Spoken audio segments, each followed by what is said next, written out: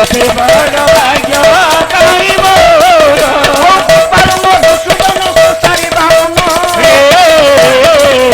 এতে বড় ভাগ্য কাই মোর সুন্দরী কেশব সুনন্দন এতে বড় ভাগ্য কাই মোর জনার্দন বলি তোষি জগত ঈশ্বর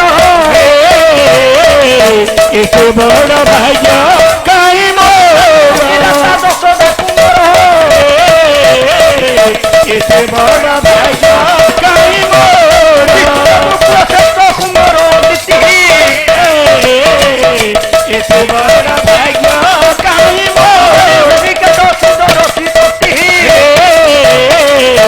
এতে বড় ভাগ্য কাই মোর জানো এই যদুমণি জনা এতে বড় ভাগ্য কাই মোর ছিলে মতে করি তোমা এতে বড় ভাগ্য কাই মোর সেମାନଙ୍କୁ କରୁଅଛି ଓରି এতে বড় ভাগ্য কাই মোর ବୀର ଦରବାରେ ମାଲତେ ବହୁଳ ହୁଳି এতে বড় ভাগ্য কাই মোর ଓ ଭାଇ ବନ୍ଧୁମାନଙ୍କୁ ମୁଁ କରେ ନିବେଦନ এতে বড় ভাগ্য কাই মোর হরিবল সঙ্গ করে ତୁମ କରତଇ ଶୁଣ এতে বড় ভাগ্য কাই মোর ଦରବାରଟି ଉଛୁଳି ପଡ଼ିବ এতে বড় ভাগ্য কাই মোর হরিবল হুଳ ହୁଳିର ନାଦ ଥିବ এতে বড় ভাগ্য কাই মোর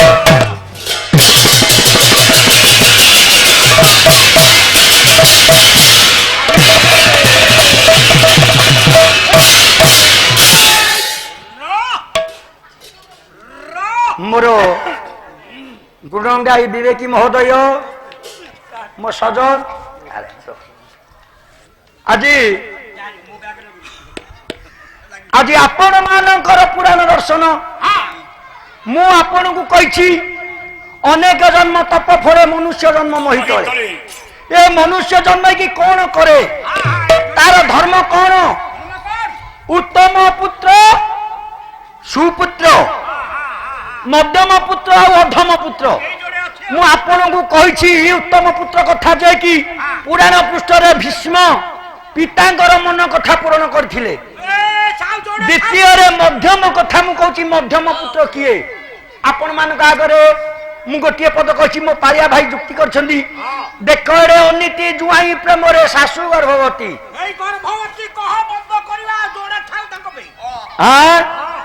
ବିଜୁଳି ବାବୁ ଇଏ ତମକୁ ତ ବିଜୁଳି ବୋଲି ସମସ୍ତେ ଜାଣିଛନ୍ତି ଆଉ ରାମ ବାବୁ କହିଲେ କି ଜାଣି ଆଚ୍ଛା ଆଚ୍ଛା ଶୁଣ ଶୁଣ ତାହେଲେ ସେଇ ଦଶରଥଙ୍କର ରଣରେ ଦଶରଥ ଅପୁତ୍ରିକ ହେଇଗଲେ ମୃଗୟା ବିହାରରେ ସିନ୍ଧୁରା ସିନ୍ଧୁ ପୁତ୍ର ବା ଶ୍ରବଣ କୁମାର ଯୋଉ ପୁଅ ସୁପୁତ୍ର ବାପା ମାଙ୍କୁ ଅନ୍ଧ ଅନ୍ଧୁଣୀ ମା ବାପାଙ୍କୁ କାନ୍ଧରେ ବୋହିଥିଲେ ଶବ୍ଦବେଦୀ ବାଣରେ ଦଶରଥଙ୍କର ଆଜ୍ଞା ମୃତ୍ୟୁବରଣ କଲା ଶ୍ରବଣ ଅନ୍ଧମୁନିଙ୍କର ଅଭିଶାପ ହେଲା ମୁଁ ଯେମିତି ହା ପୁତ୍ର ପୁତ୍ର ମୁଖ ନ ଦେଖି ପ୍ରାଣ ବିସର୍ଜନ କରୁଛି ତୁ ସେଇଭଳି ପୁତ୍ର ମୁଖ ନ ଦେଖିକି ପ୍ରାଣ ବିସର୍ଜନ କରେ ଲାଭ ହେଇଗଲା ଦଶରଥର କହିଲା ଦଇରେ ତ ମୁଁ ଅପୁତ୍ରିକ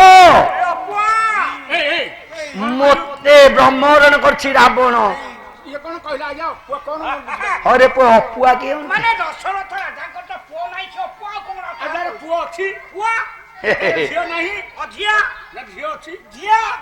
ରାମ ବାବୁ ରାମ ବାବୁ ତେଣୁ କଣ କରିଛି ଯେତେବେଳେ ଅନାବୃଷ୍ଟି ହେଇଗଲା ଲୋ ମୋ ପାଦ ରାଜ୍ୟରେ ଦଶରଥଙ୍କର ଏକମାତ୍ର କନ୍ୟାକୁ ଆଜ୍ଞା ପାଳିତା କନ୍ୟା ଭାବରେ ରଖିଲା ଲୋ ମୋ ପାଦ ରାଜା ଚମ୍ପାବତୀ କଟକରେ ତପସ୍ୟା କଲେ ଲୋ ମୋ ପାଦ ରାଜା ଜାଣିପାରିଲେ ଇଏ ବାଲ ଋଷି ବାଲ ବ୍ରହ୍ମଚାରୀ ଋଷ୍ୟଶୃଙ୍ଗ ଯଦି ତୋ ପୁରକୁ ଆସିବେ ତାହେଲେ ବୃଷ୍ଟି ହବ ତେଣୁ କଣ କଲେ ଜରତା ବେଶ୍ୟା ଦ୍ୱାରା ଆଜି ଋଷ୍ୟଶୃଙ୍ଗଙ୍କୁ ଆଣି ରାଜ୍ୟରେ ପହଞ୍ଚ କରିଦେଲେ কলে আসন্তে বর্ষা কাল নিদাঘ শেষে আসন্তে বর্ষা কাল নিদাঘ শেষে ভোটই মেঘ বারো আকাশ দেশে ভোটই মেঘ বারো আকাশ দেশে মঙ্গল করি অত বড় তারা জীবনকে মারি বড়ই বড় জন্তু বারাতি রাই মঙ্গলকারী অটে বর্ষা জল নেই এ পুଅ পালই পরଦାଙ୍କୁ বরশি বাড়ি আজি জড়তা আনয়ନରେ জড়তা বেশিয়া দ্বারা ଋଷ୍ୟଶୃଙ୍ଗ ଆସିଲେ ଅନାବୃଷ୍ଟି ରାଜ୍ୟ ଚମ୍ପାବତୀ କଟକ ଆଜ୍ଞା ବୃଷ୍ଟିପାତ ହେଲା ଯେତେବେଳେ ବୃଷ୍ଟିପାତ ହେଲା ଋଷ୍ୟଶୃଙ୍ଗଙ୍କୁ ନିଯୋଗରେ ରଖିଦେଲେ ଶାନ୍ତା କନ୍ୟାଙ୍କୁ ଶାନ୍ତା କନ୍ୟା ଋଷିଙ୍କ ପାଦରେ ସେବା କରିବା ପାଇଁ ଲୋମପାଦ ରାଜା ନିଯୋଗ କଲେ ତେଣୁ ଆଜ୍ଞା ସେବା କଲେ ଅନେକ ଦିନ ରହି ଋଷ୍ୟଶୃଙ୍ଗ ପଳେଉଛନ୍ତି ପଛକୁ ନ ଚାହିଁକି ଋଷ୍ୟଶୃଙ୍ଗ ଯାଉଛନ୍ତି ପଛେ ପଛେ ଶାନ୍ତା ଯାଉଛନ୍ତି ଯେତେବେଳେ ଶାନ୍ତା ଯାଉଛନ୍ତି ଏଇଠି ଆଜ୍ଞା ଋଷ୍ୟଶୃଙ୍ଗ ଆଗେ ଆଗେ ଯାଉଛନ୍ତି ପଛେ ପଛେ ଯାଉଛି ଆଜ୍ଞା ଶାନ୍ତା କନ୍ୟା ଏଇ ସମୟରେ ପଛକୁ ଚାହିଁ ଦେଲେ ଋଷ୍ୟଶୃଙ୍ଗ କହିଲେ ବାଳେ ତମେ ମୋ ପଶ୍ଚାଦାବନ କରିଛ କାହିଁକି ତୁମକୁ ଛାଡି ବଞ୍ଚି ପାରିବି ଅର୍ଥ ମୋର ପ୍ରାଣ କାୟା ସଙ୍ଗେ ଛାୟା ଗଲା ପରିଆ ହେ ଧାନ কায়া সঙ্গে ছায়া গলা পরিয়া হে থানা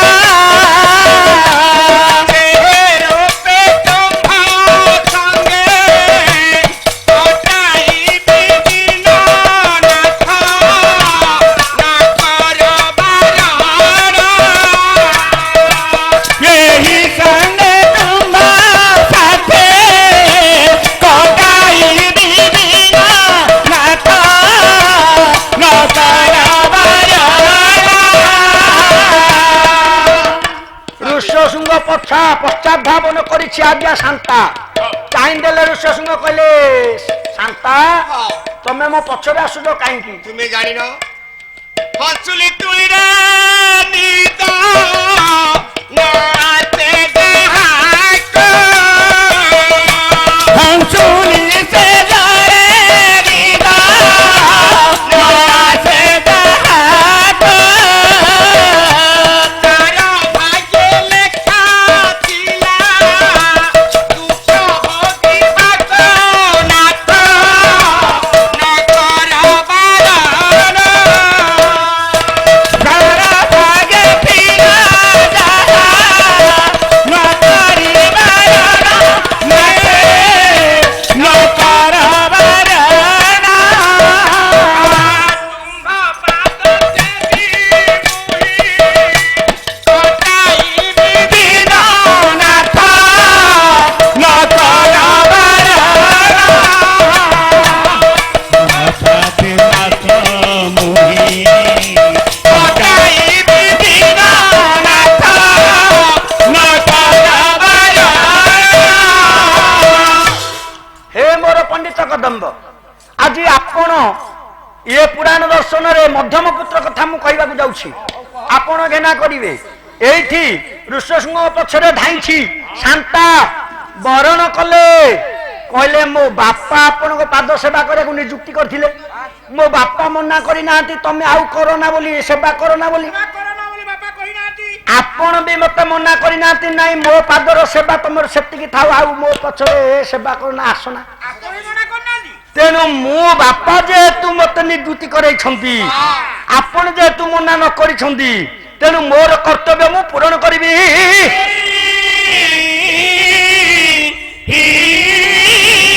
ସେବା ହଉଛି ମନୁଷ୍ୟର ପରମ ଧର୍ମ ତେଣୁ ସେବାରୁ ମତେ ଅବ୍ୟାହତ କର ନାହିଁ ଏଇଠି ଆଜ୍ଞା ଗ୍ରହଣ କଲେ ଋଷି ଏଇଠି ଗ୍ରହଣ କଲେ ଋଷି ତେଣୁ ଗ୍ରହଣ କରିବାରୁ ଆଜ୍ଞା ସିଏ ହେଲେ ଗ୍ରହିତା ରାମ ବାବୁ ଏ ହଁ ଗ୍ରହଣ କରିବାରୁ ଗ୍ରହିତା ସେଟା ପୁରପଲ୍ଲୀରେ ଅପଭ୍ରଂଶ ବାକ୍ୟ ନାଇଁ ନାଇଁ ନାଇଁ ନାଇଁ ସେଇଟା ହଉଛି ଗ୍ରହିତା ଆରେ ଗ୍ରହଣୀୟ ହୋଇବାରୁ ହେଲା ଗୃହିଣୀ ତେଣୁ ମାଇପ ନୁହଁ ଏଇଟା କୁଭାଷା। ଇଏ ଗ୍ରହଣ ହୋଇବା ଗ୍ରହଣୀୟ ହେବାରୁ ନା ହେଲା ଗୃହିଣୀ। ଆଉ ଯିଏ ଗ୍ରହଣ କଲେ ସିଏ ହେଲେ ଗ୍ରହିତା ହେଲା। ତେଣୁ ଶାନ୍ତାଙ୍କୁ ନେଇକି ଋଷି ଆଶ୍ରମକୁ ଚାଲିଗଲେ ଋଷଶୃଙ୍ଗ ନାଇଁ। କିଛି ସମୟ କିଛି ଦିନ ପରେ ପୁତ୍ରେଷ୍ଟି ଯଜ୍ଞ କଲେ ଦଶରଥ। ପୁତ୍ରେଷ୍ଟି ଯଜ୍ଞ କରିବାରେ ସେଇ ଶାନ୍ତାଙ୍କୁ ସିଏ ବିବାହ କରିଥିବାରୁ ଦଶରଥଙ୍କର ଜୁଆଇଁ ହେଲେ। ଶାଶୁ ମାନେ ହେଲେ ସୁମିତ୍ରା, କୈକେୟୀ, କୌଶଲ୍ୟା। ତେଣୁ ଦେଖ ଏଡେ ଅନୀତି ଜୁଆଇଁ ପ୍ରେମେ ଶାଶୁ ଗର୍ଭବତୀ। ଇଏ ପ୍ରେମ କଲେ ରାମ, ତମେ କଣ ବୁଝିଲ? ପ୍ରେମ କଲେ ଶାଶ୍ୱତ। ସେ ପ୍ରେମ କଥା ମୁଁ କହୁନି। ପ୍ରେମ କଲେ ଭକ୍ତି, ପ୍ରେମ କଲେ ସ୍ନେହ, ପ୍ରେମ କଲେ ମମତା। ତେଣୁ ଭକ୍ତି ବଳରେ ଯୋଉ ଋଷଶୃଙ୍ଗ ଭଗବାନଙ୍କୁ ବାନ୍ଧି ପାରିଥିଲେ, ତେଣୁ ଭଗବାନଙ୍କ ପାଦରେ ଲୟ ଲଗାଇ ଦଶରଥଙ୍କର ପୁତ୍ରେଷ୍ଟି ଯଜ୍ଞ କରି ସେ ପୁତ୍ରେଷ୍ଟି ଯଜ୍ଞରୁ ଚରୁ ବାହାରିଲା। ତିନି ରାଣୀ ପାନ କଲେ। ଇଏ ରାଣୀଙ୍କ ଗର୍ଭରୁ ଜନ୍ମ ନେଲେ ରାମ, ଲକ୍ଷ୍ମଣ, ଭରତ, ଶତ୍ରୁଘ୍ନ।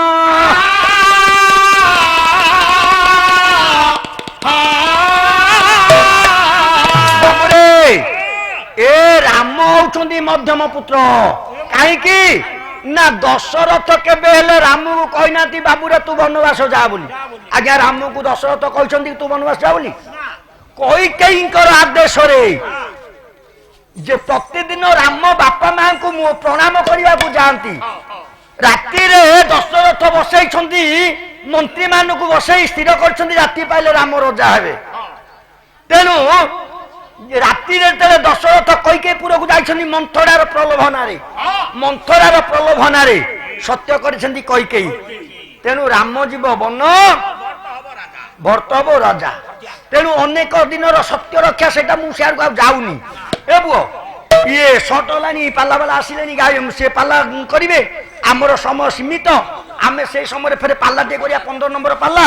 ଏ ପୁଅ ମୁଁ କହିବାର କଥା, ଇଏ ପୁତ୍ରେଷ୍ଟି ଯଜ୍ଞରୁ ଯୋଉ ରାମ, ଲକ୍ଷ୍ମଣ, ଭରତ, ଶତ୍ରୁଘ୍ନ ଜନ୍ମ ହେଲେ, ପିତାଙ୍କର ନିର୍ଦ୍ଦେଶ ନଥାଇ ମାତାଙ୍କ କଥାରେ ଶ୍ରଦ୍ଧାର ସହିତ ବାପାଙ୍କର ଆଜ୍ଞା ପାଳନ କଲେ।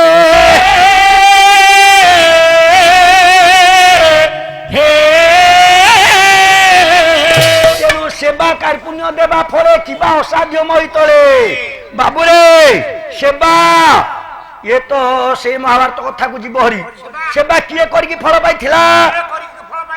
ଦେଖ ଅନୁସୟା, ଅନୁସୟା ସ୍ୱାମୀକୁ ବଞ୍ଚେଇବା ପାଇଁ ଯୋଉ ବେଶ୍ୟା ଦ୍ୱାରେ ସେବା କରି ସ୍ୱାମୀକୁ ବଞ୍ଚେଇ ପାରିଥିଲେ। ଯୋଉ କୁଷ୍ଠରୋଗା ବିଷ୍ଣୁଦାସ ପୁଅ ଶଯ୍ୟାରୁ ଉଠି ପାରୁନି, କ୍ଷୀଣ ଶରୀର ହେଇଗଲା, ଖାଇବା ପିଇବା ଭୁଲିଗଲା, ଖାଉନି ପିଉନି। ପଚାରିଲେ ଆଜ୍ଞା ଅନୁସୟା, ପଚାରିଲେ ସ୍ୱାମୀ ତମ ସେବାରେ ତ ମୁଁ କିଛି କ୍ଷତି କରିନି, ସେବାର ତ କିଛି ନିପୁଣ, ସେବାର ତ କିଛି ଉଣା କରିନି। ତେଣୁ ତମେ କାହିଁକି ଆଉ ଖାଉନ ପିଉନ? କଣ କହିଲ?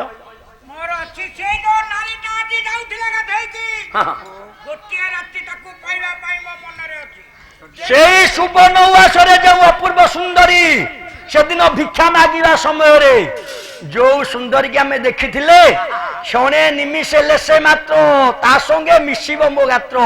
ଏ କଥା ମୋର ଆକାଂକ୍ଷା ଆଶା ଅଛି। ଏ ଆଶା ଉଦ୍ଦୀପନାରେ ମତେ ଆଉ ଭୋକ ଶୋଷ ହଉନି। କିନ୍ତୁ ମୁଁ ତା ସାଥିରେ ମିଳନ ନହେବାର କାରଣ, ତୁ ହଉଛୁ ଭିକାରିଣୀ, ମୁଁ ହଉଛି ଭିକାରୀ। ଲେଖା ଅଛି ଯିଏ ଲକ୍ଷେ ସ୍ୱର୍ଣ୍ଣ ମୁଦ୍ରା ଦାନ କରିବ, ଏ ଲକ୍ଷେ ଏରା ସହିତ ମିଳନ ହେବ। ତେଣୁ ମୁଁ ନିରୁପାୟ। ହଁ ଏଇଠି ଆଜ୍ଞା ଅନୁସୟା କହିଲା, ତୁମ୍ଭେ ବନ ଗଲେ ସ୍ୱାମୀ ମୁହିଁ ଯିବି। ହେ ମୋର ପଣ୍ଡିତ ନାରୀର କର୍ତ୍ତବ୍ୟ କଣ ଦେଖନ୍ତୁ ଆଜ୍ଞା। କାହାକୁ କହିବା ଧର୍ମପତ୍ନୀ, କାହାକୁ କହିବା ପତିବ୍ରତା। ଦେଖନ୍ତୁ ଆଜି ଅନୁସୟା କହିଲା ତୁମ୍ଭେ ବନ ଗଲେ ସ୍ୱାମୀ ମୋହିନୀ ଦିବାନା ସେବା କରୁଥିବି ନିଶା ମୋହିନୀ ଦିନା ମୋହିନୀ ଦିନା ତୁମ୍ଭେ ଯୋଗୀ ହେଲେ ସ୍ୱାମୀ ମୋହି ଯୋଗିଆଣି ଥାଳ ଧରି ଭିକ୍ଷା ମାଗୁଥିବି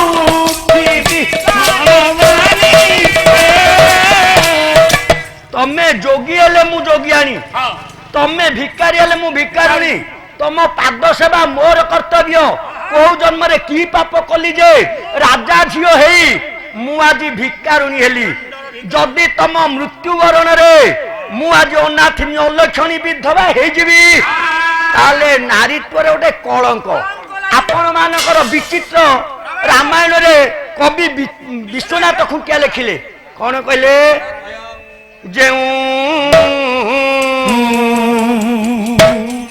ଯୁବତୀ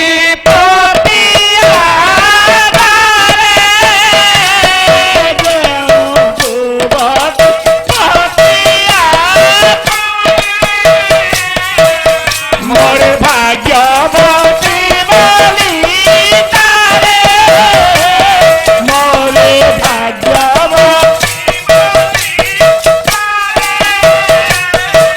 ସିଏ ଯୁବତୀ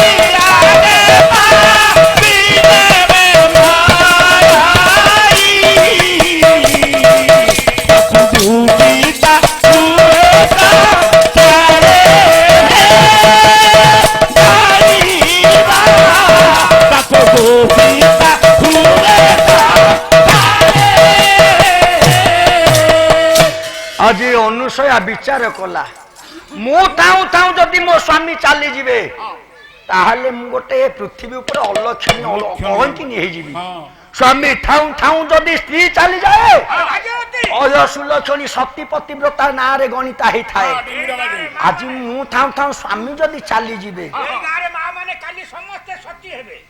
କାହିଁକି ଆରେ କାହିଁକି ହଁ ସ୍ୱାମୀ ଆଗରେ ମଲେ ସ୍ତ୍ରୀ ପୁରା ଭାଗ୍ୟବତୀ କହିଲ ହଁ ମା ମାନେ ଆଜି ପାଲା ଶୁଣିକି ଯିବେ ଘରକୁ ହଁ ସମସ୍ତେ ଭାଗ୍ୟବତୀ ହେବେ ବୋଲି ରାତି ପାଇଲା ବେଳକୁ ହଁ ସବୁ ଓଡାରେ ଦୌଡ଼ି ହେଇକି ମରିବେ ଭାଗ୍ୟବତୀ ଏ ରାମ ବାବୁ ଶୁଣିକି ଗଲେ କି ହବ ନା ଆଉ छी छी छी छी ଆରେ ଅପଦାର୍ଥ ଅଯୋଗ୍ୟା ଘୋଡା ମୁହାଁ ତମର ଜ୍ଞାନ ଏତି ସତୀ ହେବେ ବୋଲି ମା ମାନେ ସବୁ ବିଷ ଖାଇବେ ମୋ ସ୍ତ୍ରୀ ଖାଇକି ମରଲା ନା କଣ କହୁଛ ମୁଁ ପଢେଇକି ଯାଇଛି ହଁ ମୋ ଆଗରେ ତୁ ମଲେ ଭାଗ୍ୟବତୀ ହବୁ ସେ ସତୀ ହେବେ ବୋଲି ସେ ଯୋଗୁ ସେ ସତୀ ହେଲା ନା ହରେ ପୁଅ ତାଙ୍କୁ ତ କରେଣ୍ଟ ମାଇଲା ସେ ତ କରେଣ୍ଟରେ ମରିଗଲେ ଆଉ ସିଏ ବିଷ ଖାଇଲେ କେମିତି ବାବୁ ରାମ ବାବୁ ତେଣୁ କାଲି ସେବା ବଳରେ ଅନୁସୟା ବେଶ୍ୟା ଦ୍ୱାରା ସେବା କରି ଆଜି ସ୍ୱାମୀ କୁଷ୍ଠରୋଗା ବିଷ୍ଣୁ ଦାସକୁ ମୁକ୍ତି କରିଦେଲେ କୁଷ୍ଠରୋଗ ଭଲ କରିଦେଲେ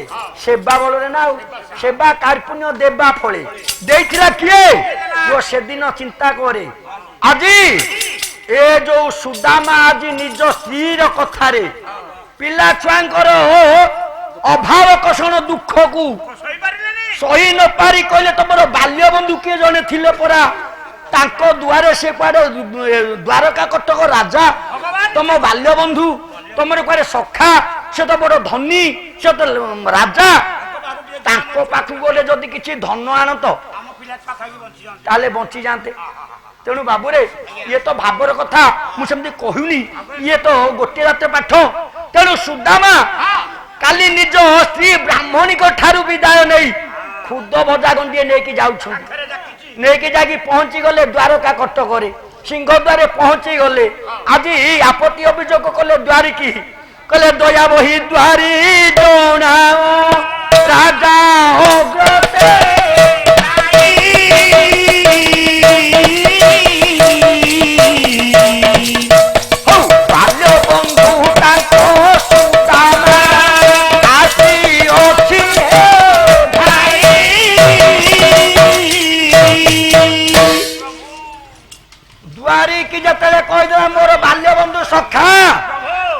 ମୁଁ ଆସିଛି ଟିକେ ଦେଖା କରିବା ପାଇଁ।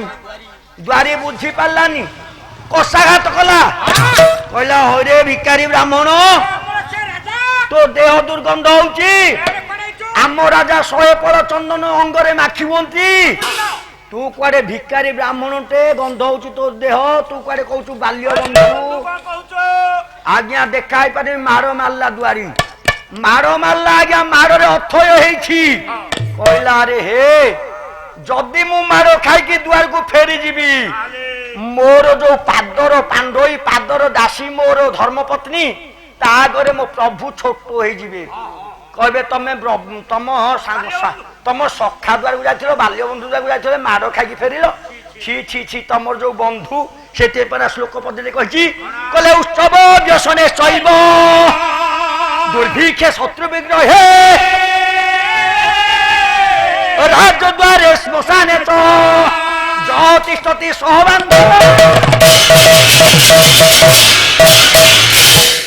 ଆରେ ପୁଅ, ଅଭାବ କାଳରେ ଉତ୍ସବ ବ୍ୟସନେ ଶୈବ ଦୁର୍ଭିକ୍ଷେ ଶତ୍ରୁ ବିଗ୍ରହେ, ମୋ ଯଜମାନଙ୍କ ଦ୍ୱାରେ ବନ୍ଧୁ ବାନ୍ଧବ ମାନେ ଆସିଛନ୍ତି, ଉତ୍ସବ ସମୟ ମାଙ୍ଗଳିକ କାମ, ବ୍ୟସନେ ଶୈବ ଦୁର୍ଭିକ୍ଷେ ଶତ୍ରୁ ବିଗ୍ରହେ, ଦୁର୍ଭିକ୍ଷ ପଡ଼ିଥିଲେ ଯୋଉ ବନ୍ଧୁ ମାନେ ତୁଚେ ସେରେ ପୋଷେ ଦେଇଥାଏ, ରାଜଦ୍ୱାରେ ଶ୍ମଶାନେ ଚ, ମଲା କାର୍ଯ୍ୟ ଯିଏ ଦୁଆରେ ଆସିକି ଠିଆ ହେଇଥାଏ, ରାଜଦ୍ୱାରେ ମୁକ୍ତି କରିଥାଏ ଯିଏ, ସିଏ ହଉଛି ପ୍ରକୃତ ବନ୍ଧୁ।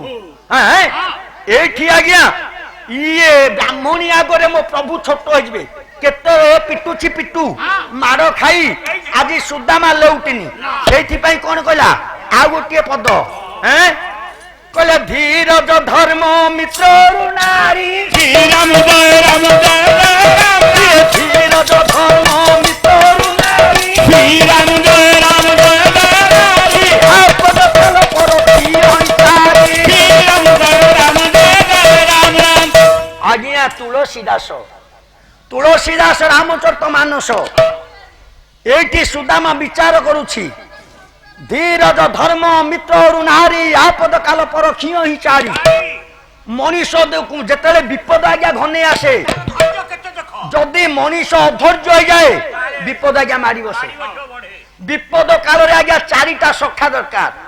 ଯଦି ନିଜର ଧର୍ମପଣ ଥିବ, ନିଜ ଯଦି ଧୈର୍ଯ୍ୟ ଥିବ, ଯଦି ଭଲ ମୈତ୍ର ତମର ମୈତ୍ର ଥିବ, ଏବଂ ଧର୍ମପତ୍ନୀ ତମ ପାଖକୁ ଯଦି ଧର୍ମପତ୍ନୀ ଥିବ, ତାହେଲେ ଆଜ୍ଞା ବିପଦରୁ ତମେ ମୁକୁଳି ଯିବ, ନଚେତ ବିପଦ ମାରି ବସିବ।